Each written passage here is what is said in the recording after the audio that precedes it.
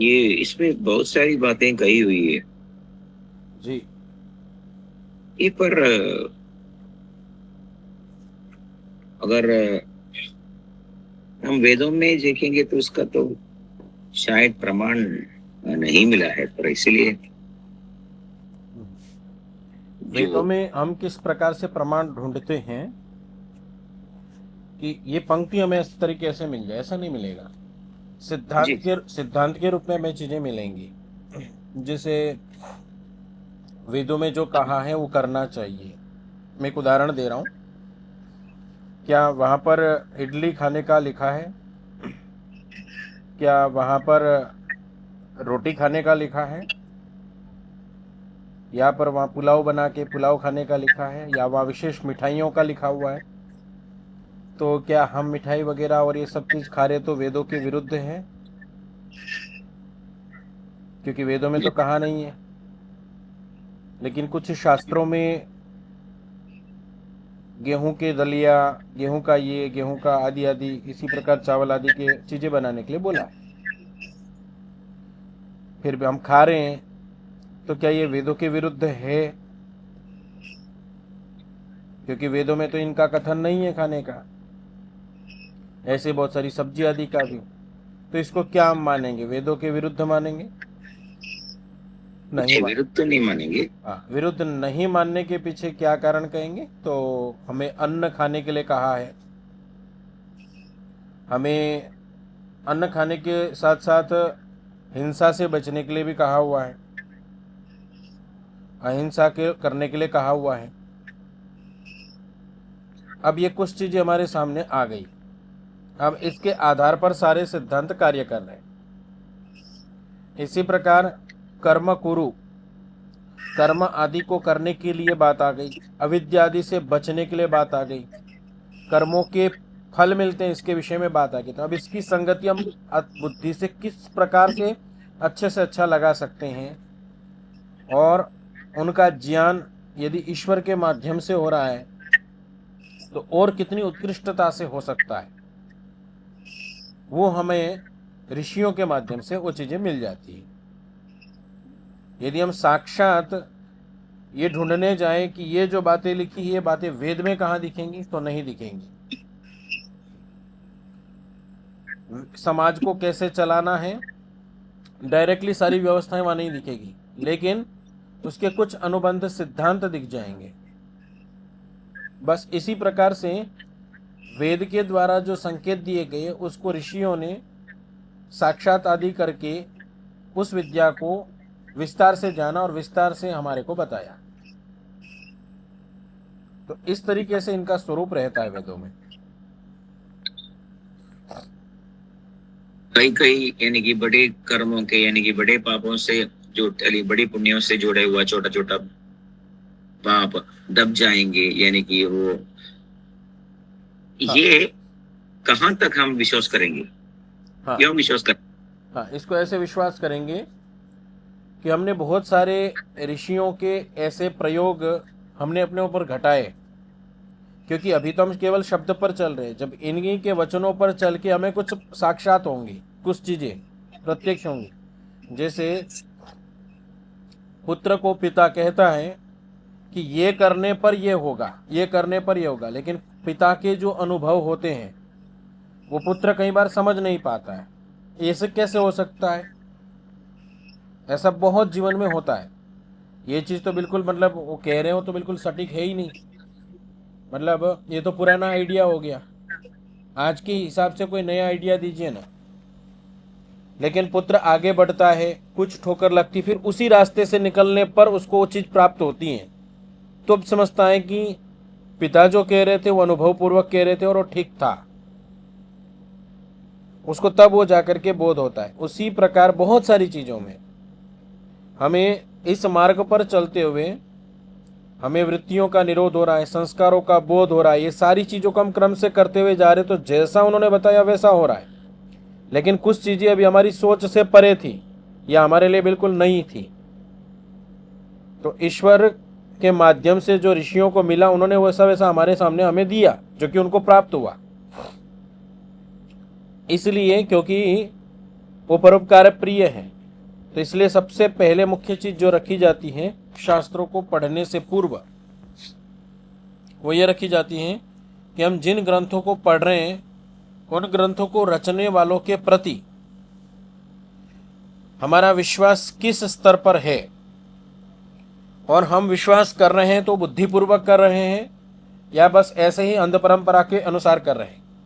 तो हम अन्य विद्वानों को देखते हैं, अन्य विद्वानों के चर्चाओं को, परिचर्चाओं को देखते हैं, या कुछ मूल सिद्धांतों को, ऋषियों के मूल सिद्धांतों को समझते हैं। उन सिद्धांतों के आधार पर फिर उनके इस शास्त्र पर हम विवेचन करते हैं। अभी एक उदाहरण और देता हूं, थोड़ा आधुनिक पक्ष का उदाहरण ले लेते हैं। कुछ वर्ष पहले, 20, 25, 30 वर्ष पहले हम ऐसे बैठ कर के चर्चा कर सकते हैं लाइव, ये हम सोच नहीं सकते थे, हमारी क्षमता से परे था। आज हम कक्षाएं ले रहे हैं, घंटों बातचीत कर रहे हैं और रियल की अनुभूति हो रही है। जब किसी ने पहली बार बोला कि ऐसा होता है तो किसी ने मजाक में उसको ले लिया, ऐसा थोड़ी ना होता है, क्योंकि उसने अपने दूर दूर तक ऐसी चीज सोची नहीं है।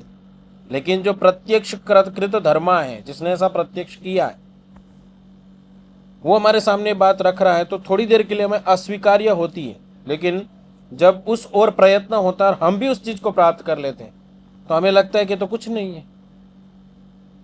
तो इसी प्रकार ऋषि मुनियों के द्वारा वो प्रत्यक्ष कृत धर्मा थे, उनके द्वारा प्राप्त करके विद्वानों को दी गई, और विद्वानों ने भी इन चीजों को साक्षात किया और उनके माध्यम से परंपरा सुरक्षित हम तक पहुंची।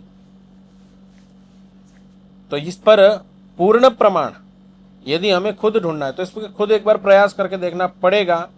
और क्योंकि साक्षात्कृत धर्मा का जो प्रत्यक्ष होता है वो प्रत्यक्ष माना जाएगा, तब तक ये सब कुछ शब्द प्रमाण पर ही आधारित होगा। ये नहीं तो और क्या, और क्या तो उस पर क्या तर्क रहेंगे, और उन तर्कों पर परीक्षा की जाएगी तो परीक्षा में सफल कितने होते हैं और ये कितने होते हैं, इसके भी अंत में जाएंगे तो आपको प्रत्यक्ष पर ही अंत में टिकना पड़ेगा, और उसके लिए सीधी सी बात है कि आपको प्रयोग करने पड़ेंगे।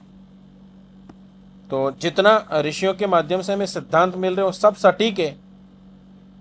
और ऋषि ने भी एक बात बोली थी, ज्योतिषमती व स्थिति निबंधनी जब सूत्र हमारा चल रहा था, बोले आपकी जो निवृत्ति है जिज्ञासा की वो तो प्रत्यक्ष में जाकर ही होगी।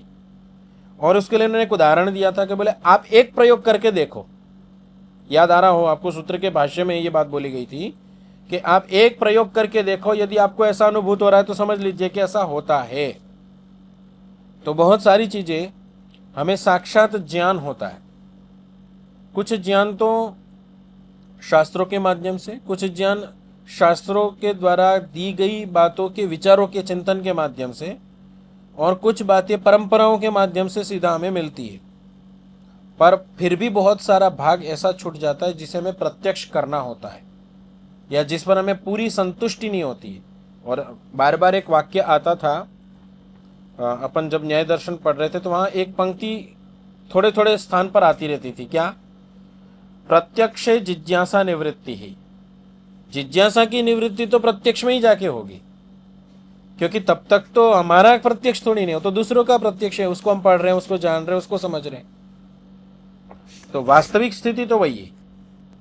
पर फिर भी क्योंकि हम जीवन में चलते हैं तो तर्क के आधार पर परीक्षा और परंपरा इनको लेकर के चलते हैं, तो उस आधार पर तो अभी हमें ये स्थिति है।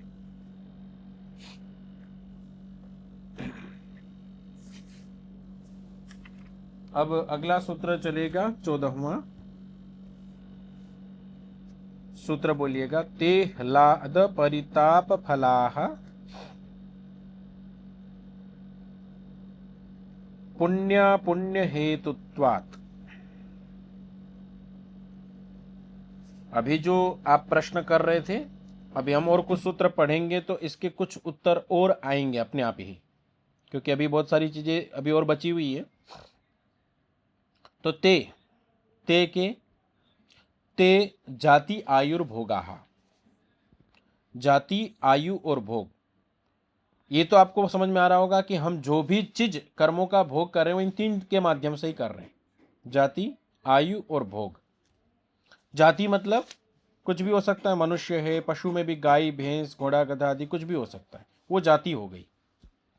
आयु, इस शरीर को, जिस जाति को आपने प्राप्त किया है उस जाति में जीने के लिए कुछ समय मिलता है, उसको आयु कहा। और उसके अंतर्गत कुछ सुख सुविधाएं मिलते हैं, हमें सुविधाएं मिलती हैं, उन सुविधाओं का जो हम प्रयोग करते हैं उनको भोग कहा। तो बोले जो ये जाति, आयु और भोग, ये जो तीन चीज हैं, ये ह्लाद परिताप फला, ये जाति, आयु और भोग, ये तीन ह्लाद में के रूप में भी प्रयोग होती है। ह्लाद मतलब हो गया सुख, ह्लादी परिसुखे च, ह्लाद मतलब हो गया सुख। ये जाति, आयु और भोग सुख के रूप में भी प्रयोग होते हैं, और परिताप मतलब दुख के रूप में भी प्रयोग होते हैं, और उसका आधार है पुण्य और अपुण्य। ह्लाद हो रहा है मतलब पुण्य, परिताप हो रहा है मतलब अपुण्य। मतलब इस पिंड की जो रचना है, इस शरीर की जो रचना है, वो इतनी विशिष्ट है कि जाति, आयु, भोग के रूप में ये जो मिला हुआ है, इसी में पुण्य और इसी में पाप भोग लिया जाता है। इसी को थोड़ा सा और खोलते हुए भाष्यकार कह रहे, ते मतलब वही जाति, आयुर्भोगा, जन्म आयुर्भोगा। उन्होंने यहाँ जन्म करके बोल दिया जाति को। जन्म आयुर्भोगा पुण्य हेतुका सुख फला।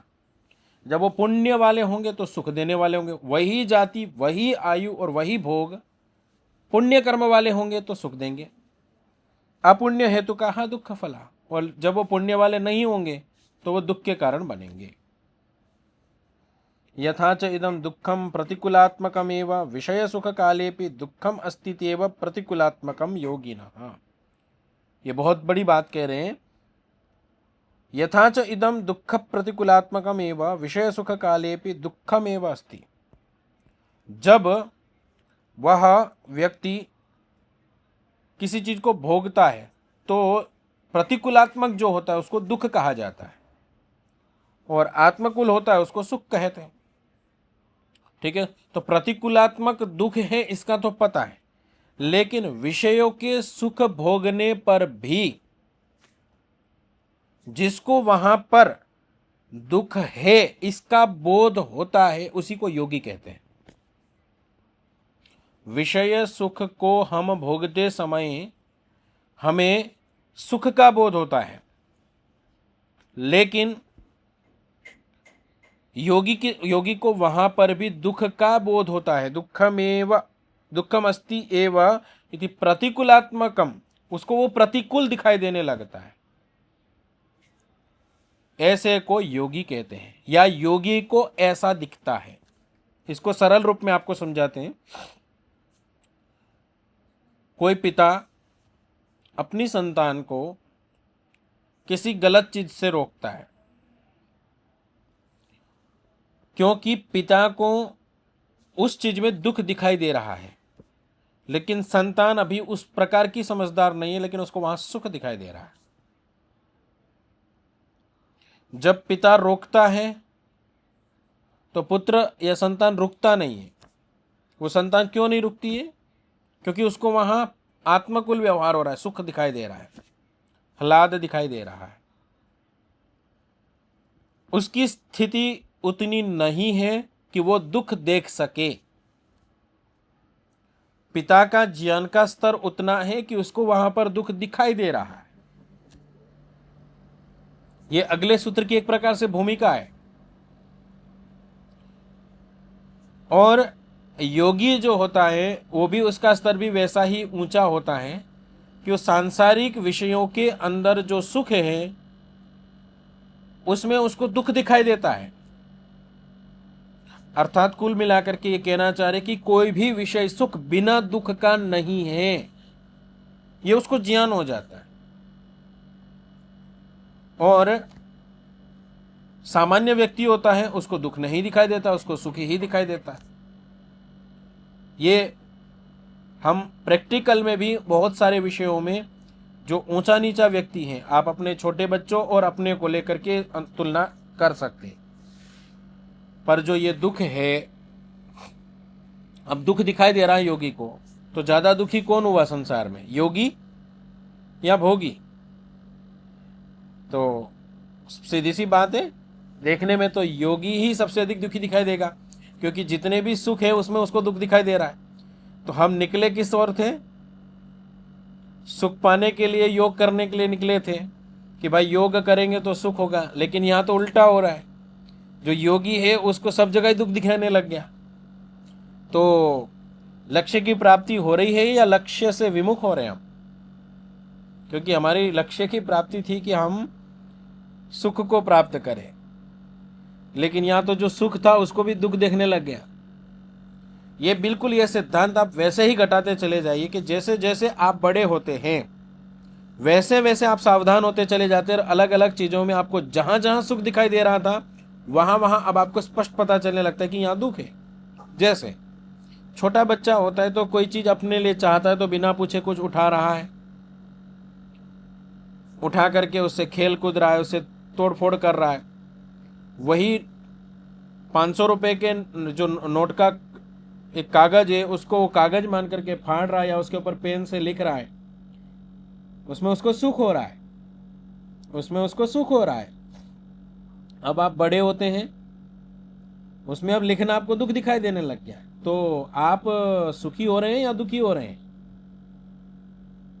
तो ज्ञान आपको सुखी कर रहा है या ज्ञान आपको दुखी कर रहा है?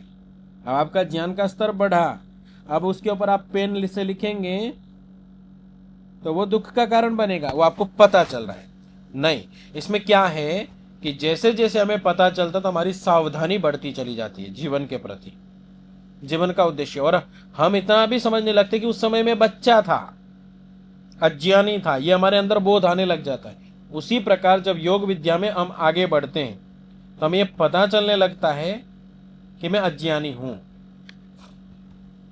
एक भर्तृहरि जी का श्लोक है, यदा किंचित ज्योहम द्विप इव मदांधः समभवम तदा सर्वज्ञोस्मि। ऐसे करके एक श्लोक में कहा गया है कि जब व्यक्ति को थोड़ा ज्ञान होता है तो उसको लगता है कि मैं बहुत जानता हूं। ये स्वाभाविक स्थिति होती है। जब उसको बहुत थोड़ा ज्ञान होता है तो उसको ऐसा लगने लगता है कि मैं बहुत जानता हूं।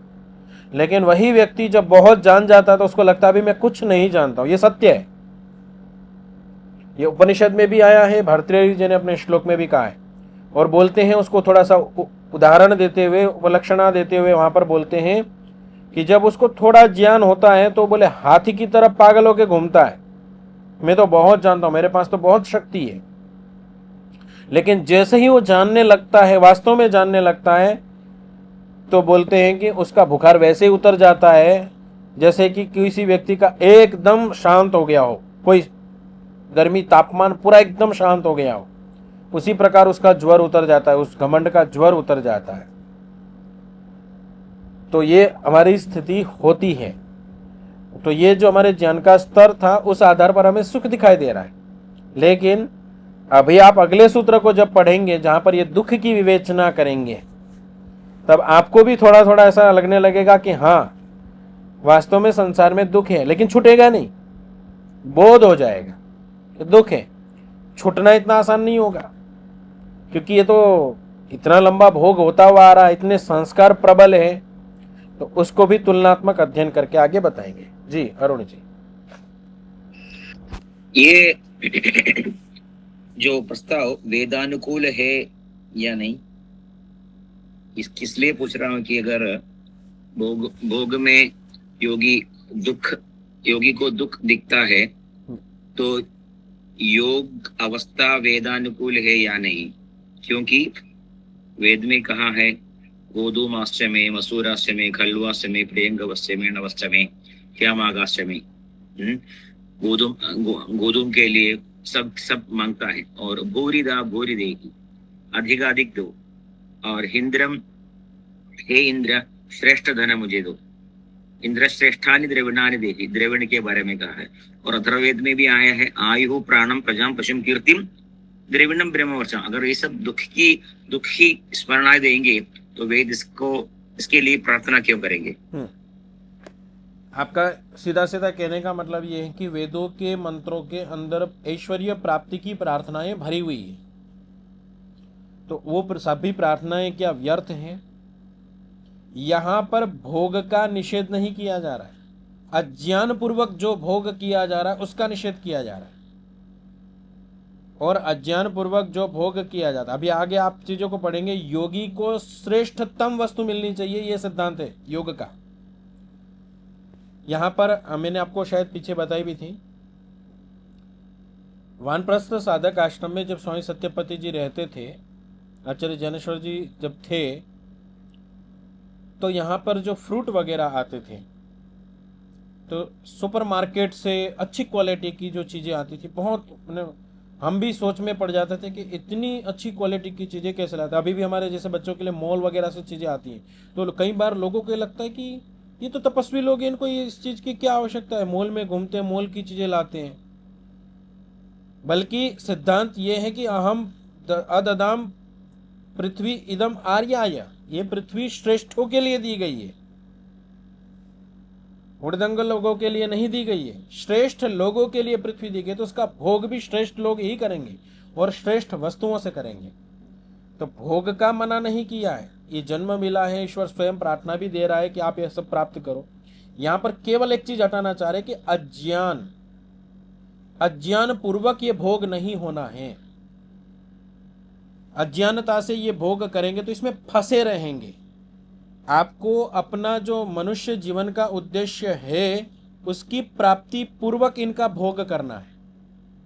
यदि वो भोग उस प्रकार से हो रहा है तो आपके लिए कोई बाधा नहीं है वो, क्योंकि योगी लोग भी तो यहीं पर रह करके भोजन करेंगे। योगी लोग इसी संसार में रह करके ही तो सब कुछ में उसमें भोगों का आनंद लेंगे, सुखों का आनंद लेंगे। वो कहीं बाहर जाकर के थोड़ी कहीं रहेंगे। परंतु दूसरी बात एक और आती है कि जब योगी आगे बढ़ता है, संन्यास की ओर बढ़ता है, तो सब कुछ छोड़ता चला जाता है। तो कामनाएं उसके लिए तो नहीं, तो संसार में अन्य व्यवस्थाएं भी है। सभी योगी नहीं बन सकते हैं,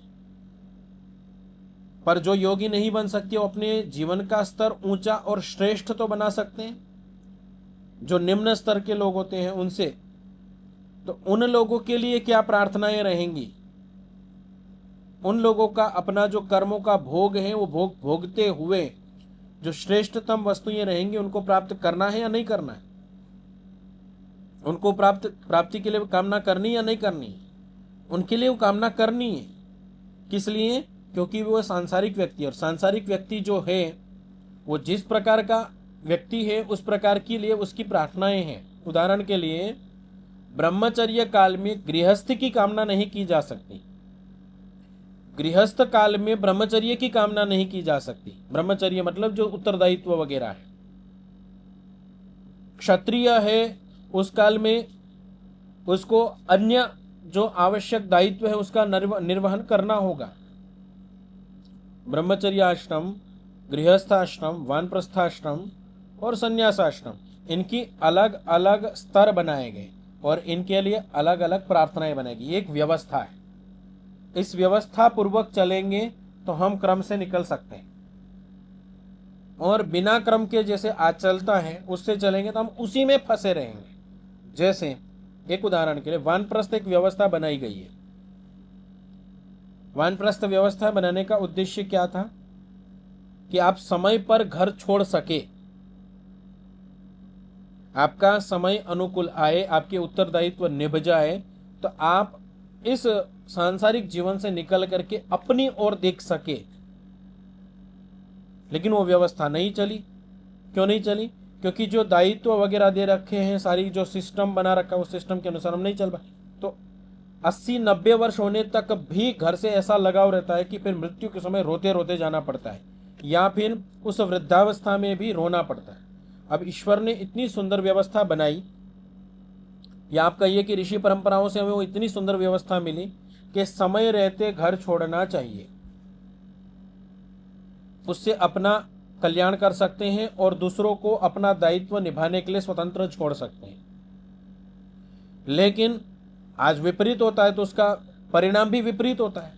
फिर बच्चे घर से निकालते हैं उनको, या फिर घर में कलह मचा रहता है, झगड़े मचे रहेंगे। वो जो दीक्षा का काल था उसको तो कर दिया समाप्त। उसको तो समझने में अपने ज्ञान के आधार पर उसको तो हम कहने लगे कि कैसी व्यवस्था है कि बच्चों से पिता माता को दूर किया जा रहा है। वास्तव में वो सिस्टम नहीं था अपना, पर इस एक व्यवस्था बनाई। तो इस व्यवस्था के अंतर्गत अन्य आश्रम भी तो पढ़ रहे हैं, उनके लिए क्या व्यवस्था है? तो उनके लिए व्यवस्था है ईश्वर से अलग अलग प्रार्थनाएं करनी, कामनाएं करनी, जो आवश्यक भोग है उनकी ऐश्वर्य आदि की कामनाएं करनी। उनके लिए आवश्यक चीजें थे तो उनके लिए वानप्रस्थ के अलग, गृहस्थ के लिए अलग, ब्रह्मचारी के लिए अलग अलग प्रार्थनाएं की गई। संन्यास में आकर के भी वही प्रार्थनाएं अब भी करे तो वो गलत होगा। किन्हें क्या प्रार्थना करनी है, इसलिए जब सन्यासी होता है तो उसकी चोटी हटा दी जाती है, उसकी यज्ञोपवीत हटा दिया जाता है, वो पूरा सब चीजों से मुक्त होता है।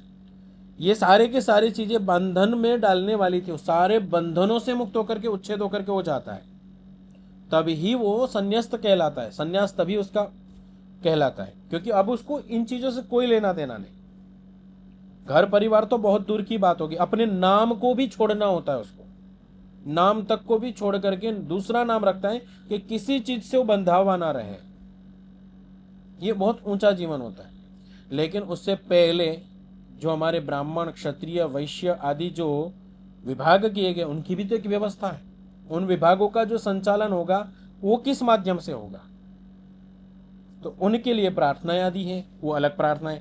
अब आपने जो ये प्रार्थनाएं कही कि ये प्रार्थनाएं ऐश्वर्य, तो सामने सन्यासी के लिए भी बहुत सारी प्रार्थनाएं हैं। उन प्रार्थनाओं को उन्हें करना है, इन प्रार्थनाओं को इन्हें करना है, ऐसे विभाग से इन प्रार्थनाओं का भाग लेना पड़ेगा। तो क्योंकि सबके लिए समान व्यवस्था है ऐसा नहीं है। सबके लिए समान है मतलब, मेरा कहने का मतलब, योगी है तो उसको भी एक सामान्य व्यक्ति के स्तर की ही प्रार्थना करनी, ऐसी व्यवस्था नहीं है। योगी है तो योगी स्तर की प्रार्थनाएं करनी होगी, वैश्य है तो वैश्य के स्तर की प्रार्थना करनी होगी, ब्राह्मण है तो विद्या से संबंधित प्रार्थनाएं करनी होगी, क्षत्रिय है तो रक्षा से संबंधित प्रार्थनाएं करनी होंगी। उसकी कामनाएं अलग होंगी, तो उसके लिए अलग स्वरूप दिया है। जब जब उसका स्तर बढ़ता चला जाएगा, उसकी प्रार्थनाओं का स्तर भी बढ़ता चला जाएगा। ये व्यवस्था है। तो योगी माने सन्यासी होता है क्या, अगर ऐसी सोचेंगे तो? नहीं, योगी का मतलब सन्यासी नहीं होता है, लेकिन जो भी सन्यासी हो उसको योगी होना आवश्यक है। योगी बिना सन्यास के भी हो सकता है, पर उच्च दक्षता पर जाना है तो उसको सब कुछ छोड़ना पड़ेगा। क्योंकि जब केवल अपने प्रति काम करेगा वो व्यक्ति, तो जहां पर भी वो जुड़ा होगा तो वहां पर मोह आदि चीजें जुड़ेंगी, क्योंकि सामाजिक स्वरूप ऐसा है, ये जो बंधन का स्वरूप है वैसा ही है, तो उसको छूटना है। तो जब जब योगी पूरा आगे बढ़ता चला जाएगा और जब वास्तव में योगित्व प्राप्त होगा उसको, समाधि आदि की, तो अपने आप परिवार और वो सब चीजें गौण हो जाएंगी, मुख्य नहीं रहेंगी। छोड़ने का मतलब ये है, एक होता है कि घर परिवार छोड़ दिया, योग कर रहा है लेकिन घर परिवार में डूबा हुआ है, वो अलग स्थिति है। ठीक है, महर्षि दयानंद जो थे वो घर परिवार छोड़ करके योगी थे, लेकिन महर्षि याज्ञवल्क्य थे, उन्होंने अपनी दोनों पत्नियां जो थी, मैत्री और गार्गी, उनको स्वतंत्रता दी थी कि आप चाहो तो योग विद्या की तरफ चलो, चाहो तो दोनों आपस में बांट करके आगे अपना जीवन व्यतीत करो। एक ने साथ में चलना पसंद किया, एक ने वहीं पर रहना पसंद किया। या अन्य ऋषि भी अपने आज तक के सृष्टि के, इस सृष्टि के इसमें 84,000 ऋषि लगभग हुए। इन 84,000 ऋषियों में अधिकतर ऋषि गृहस्थी थे। कम से कम ही ऐसे ऋषि होंगे जो गृहस्थी नहीं थे, जो सीधे संन्यास के। संन्यास केवल उसको कहेंगे जो इस संसार से, सारी चीजों से विमुक्त हो गया और अपनी और उन्नति के लिए, विकास की ओर चल पड़ा है, वो सन्यासी। अब सन्यासी के लिए गृहस्थ धर्म छोड़ना अनिवार्य है, तभी तो सन्यासी कहलाएगा। वहां एक बंधन से मुक्त करने की एक प्रक्रिया है। ये योगी कोई भी बन सकता है, गृहस्थी भी बन सकती, लेकिन उच्च दक्षता पर जाएगा तो चीजें अपने आप छूटती चली जाएंगी। उसके लिए मतलब छोड़ना अनिवार्य ऐसा नहीं है, वो अपने आप छूटती चली जाएगी। वो छोड़कर, जो छोड़ करके वाली बात है वो आश्रमों में लागू होगी। ब्राह्मण है, क्षत्रिय है, वैश्य है, शूद्र है, ये कोई कुछ भी कर सकते हैं। पर जब ब्रह्मचर्य, गृहस्थ, वानप्रस्थ और संन्यास आएंगे, ये जब आश्रमों का जब पालन करेंगे तो ये क्रमबद्ध होगा। अब इसमें एक नियम बताते हैं कि क्रमबद्ध है तो ब्रह्मचर्य से संन्यास, ये भी एक क्रम है। लेकिन ब्रह्मचर्य से सीधा संन्यास ले सकता है, लेकिन ब्रह्मचर्य के बाद गृहस्थ में गया तो सीधा संन्यास नहीं ले सकता है, उसको वानप्रस्थ होते हुए फिर ही संन्यास में आना पड़ेगा। ये एक क्रम है। तो ये एक व्यवस्था है और इस व्यवस्थाओं के अनुकूल प्रार्थनाएं हैं, क्योंकि सभी व्यवस्थाओं से ही व्यक्ति को उन्नति की ओर जाना है। ऐसा नहीं कि प्रथम स्तर का व्यक्ति है उनके लिए बड़ी बड़ी प्रार्थनाएं योग्य स्तर की समझ में ही नहीं आएगी और कोई पालन भी नहीं कर पाएगा। तो योगी के लिए अलग प्रार्थना और सामान्य व्यक्ति के लिए अलग प्रार्थना। व्यक्तियों के स्तर के आधार पर प्रार्थनाएं हैं, उन प्रार्थनाओं के माध्यम से व्यक्ति आगे बढ़ता है। योगी के लिए एक दो प्रार्थना अगर हम वेदों में ढूंढेंगे तो वो कौन सी होगी? विद्यांचा विद्यांचा यस्तद वेदो भयम सह, ये पूरा अपना 40वां अध्याय आप यजुर्वेद का पूरा इसी को ले लीजिए, वो तो पूरा का पूरा ही उस रूप में एक तरीके से देखा जाएगा। तो और भी बहुत सारे श्रद्धया अग्नि समिध्यते, श्रद्धया हुयते हविः, और बहुत सारी ऐसी प्रार्थनाएं आपको मिल जाएंगी जो सीधा ईश्वर को ही मान करती हुई होंगी। तो ये तो सीधा हमारे को प्रसिद्ध मंत्र आपको मिलते ही हैं। इन विश्वानि देव सवितर दुरितानि, हम मान के चलो दोनों रूप में ले सकते हैं। विश्वानि देव सवितर दुरितानि परासुव यद भद्रम तन्न आसुव। अब इस मंत्र में और कुछ सांसारिक चीज नहीं कही गई है, तो आप उसका मतलब विश्वानि देव सवितर दुरिता का आप मान के चलिए भौतिक व्यक्ति है तो आप उस तरीके का भी कर सकते हैं अर्थ कि भाई मेरे पास जो ये गलत गलत चीजें बिखरी हो हट करके कुछ अच्छी सामग्री मेरे पास आए। योगी उस स्तर का विचार कर सकता है। इसीलिए तो बोला जाता है कि वेद के जो मंत्र होते हैं उनके 3 प्रकार से अर्थ होते हैं, भौतिक, आध्यात्मिक, आधिदैविक, तीनों अर्थ होते हैं। तो इसी स्तर पर ही तो होते हैं। वो भौतिक व्यक्ति होगा वो उस स्तर पर उसका अर्थ चिंतन करेगा, यौगिक व्यक्ति होगा उसको यौगिक स्तर पर ही उसका चिंतन मनन करेगा। तो यथा दृष्टि तथा सृष्टि जो बोलते हैं ना सिद्धांत, यथा ब्रह्मांडे तथा पिंडे जो हम बोलते हैं, ये वैसे उसी तरीके से चिंतन करते चले जाएंगे, वैसा ही स्वरूप दिखता चला जाएगा। तो ये योगी का स्वरूप होता है। और आगे हमारा ये जो 4 दुख है हम जिनको भोगते हैं, तो इन दुखों का स्वरूप भी विवेकी को ही दिखाई देगा, सबको नहीं दिखाई देगा कि ये दुख है। तो वो दुख कैसा है वो आपको थोड़ा विचार के माध्यम से प्रस्तुत करेंगे ऋषि, उसको हम फिर आगे की कक्षा में लेंगे। ओम शांति शांति शांति।